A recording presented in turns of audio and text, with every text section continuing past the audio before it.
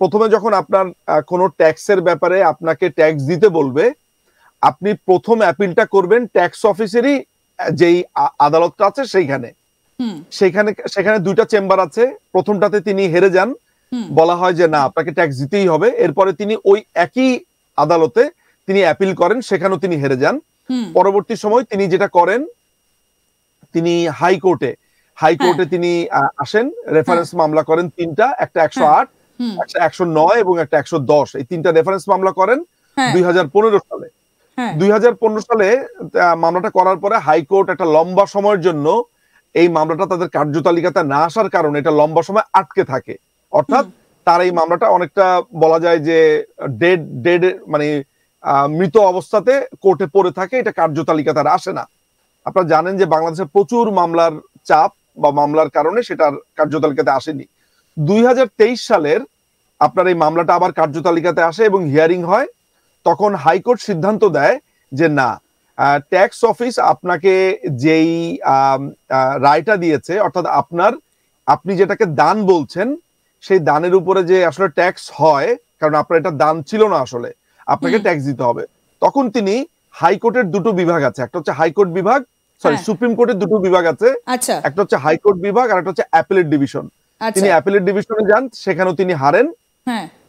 আপনাকে একটা কথা বলে রাখা ভালো, তিনি যখন 2015 সালে হাইকোর্টে যান, ওই যে ট্যাক্স অফিসের রায়টা ওনার পক্ষে না আসার কারণে, একটা নিয়ম হচ্ছে এমন যে উনার কাছে কর বিভাগ উনার কাছে প্রায় 16 কোটি প্লাস টাকা পেতেন। তো যখনই আপনি হাইকোর্টে অ্যাপিল করবেন এই ধরনের মামলার ক্ষেত্রে, আপনাকে একটা সুনির্দিষ্ট টাকা দিয়ে তারপর অ্যাপিল করতে হবে। সেই সময় তিনি প্রায় 3.5 কোটি টাকা জমা দিয়ে তারপর অ্যাপিল করেছেন। কেমন? তো 3.5 কোটি টাকা তিনি জমা দেন। যেহেতু তিনি মামলাতে চূড়ান্তভাবে হেরে যান, ফলে যেটা হয়, তার বাকি থাকে হচ্ছে আপনার 12,46,72,608 টাকা।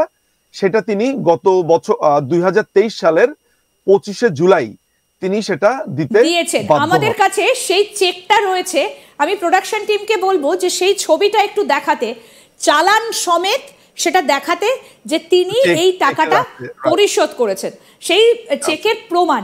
এই দেখুন দাদা, আপনি এতক্ষণ ধরে যেটা বলছিলেন 12,46,72,608 টাকা যেটা বলেছি, সেটা যেটা তিনি দিয়েছেন deputy commissioner of taxes, tax circle 287 K, tax zone 14, উনার যেই উনার বাসার অনুযায়ী যে ট্যাক্স সার্কেলটার অফিস। আচ্ছা, এখন এখানে দুর্নীতির জায়গাটা কোন জায়গাতে? দুর্নীতির জায়গাটা অনেকগুলো। প্রথমত, তিনি ট্যাক্স ফাঁকি দেওয়ার উদ্দেশ্যে চালাকি করে 3টা অর্গানাইজেশন বানিয়েছেন। এবং মজার ব্যাপার হলো, মানে ইন্টারেস্টিং ব্যাপারটা হলো এমন যে তিনি প্রথমে এই টাকাগুলো তার অ্যাকাউন্টে ছিল।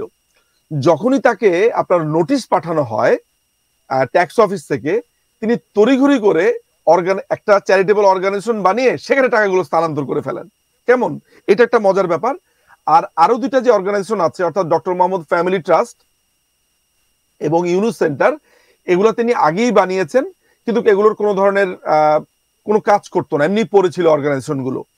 তিনি বানিয়েছেন সম্ভবত এই ধরনের সিচুয়েশন থেকে উত্তরণের জন্য, বা এই ধরনের সিচুয়েশনে পড়লে তিনি কি করবেন আগে ভাগে ভেবেই বানিয়ে রেখেছেন।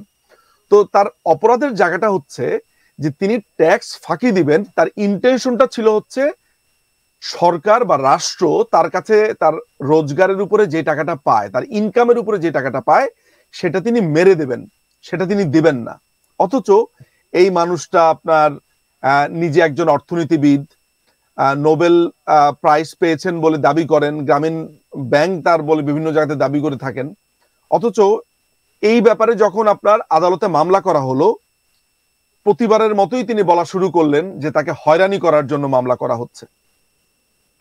এখন তাহলে এই যে অ্যামাউন্ট গুলো লেখা রয়েছে দাদা, তিনি তাহলে এগুলোকে কি বলবেন? হয়রানির জন্য এই অ্যামাউন্ট গুলো মন গড়া বসিয়ে দেওয়া হয়েছে?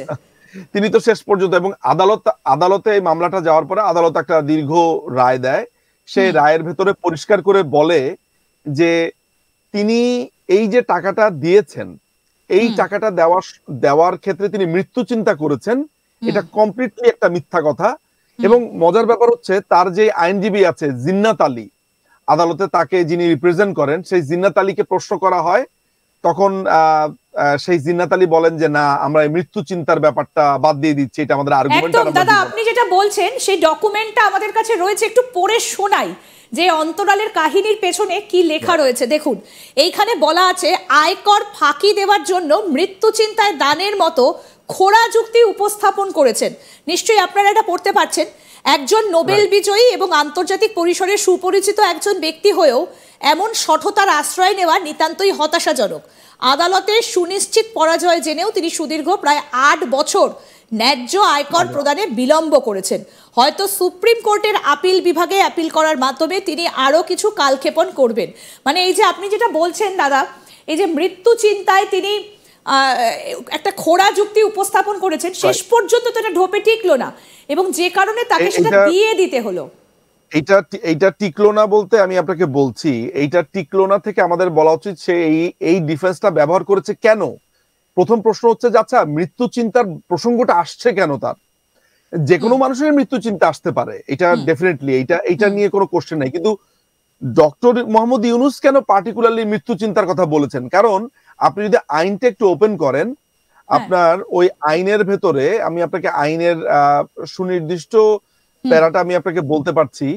সেই আইনের ভেতরে যদি আপনি একটু যান তাহলে আপনি দেখবেন যে এটা সম্ভবত 4-এর যে ধারাটা আছে 4, কেমন আপনি কখন আপনার ট্যাক্স মওকুফ হবে এইটার একটা লম্বা লিস্ট আছে, কেমন।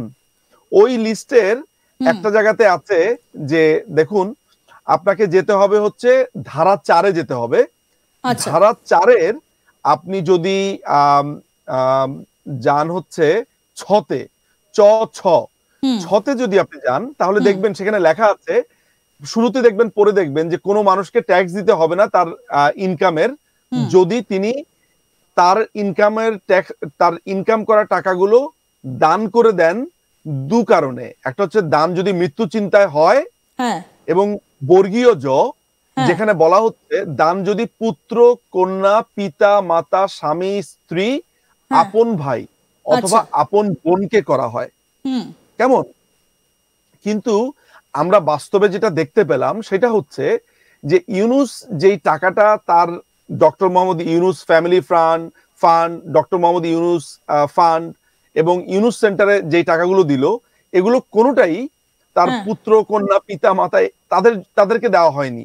দেখা গেল তার যে ব্যক্তিগত ড্রাইভার আছে সেই ড্রাইভারের খরচ মেটানো হচ্ছে, তার বাড়ির বিভিন্ন খাদ্যদ্রব্য বা তার মানে গ্রোসারিতে যাচ্ছে, তার প্লেন ফেয়ারে ব্যয় করা হচ্ছে, কেমন। অর্থাৎ শুধুমাত্র ট্যাক্স ফাঁকি দেওয়ার জন্য তিনি এই আইনকে একটা ঢাল হিসেবে ব্যবহার করেছেন, কেমন। অথচ এই লোকটি আইনের শাসনের কথা বলছে, এই লোকটি এখন বাংলাদেশে ক্ষমতা দখল করে বসে আছে,